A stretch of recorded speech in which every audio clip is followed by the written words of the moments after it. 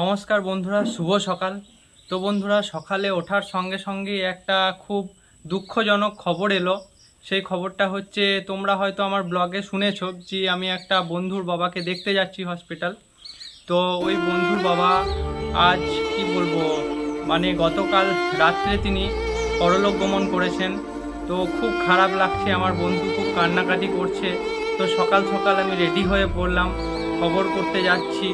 তো আজকে ব্লগটা কতটা কি কন্টিনিউ করতে পারবো জানি না, চেষ্টা করব ওখানে সব কিছু তুলে ধরার। কিন্তু আজ বহুত কষ্ট হচ্ছে আমার, কারণ আমি রেখে এসেছি এবং আমার খুব কষ্ট হচ্ছে সেটা দেখে। মানুষটা অনেক লড়াই করলো বাঁচার জন্য, কিন্তু শেষ পর্যন্ত বাঁচতে পারলো না। তো বন্ধুরা, আজ তোমরা আমার সঙ্গে থেকো, পাশে থেকো। আমি আজ কন্টিনিউ করতে পারবো কিনা জানি না, আমার কথা হারিয়ে গিয়েছে, আমার বাক্য হারিয়ে গিয়েছে, আমি কিছু বলতে পারছি না আজ। ধন্যবাদ।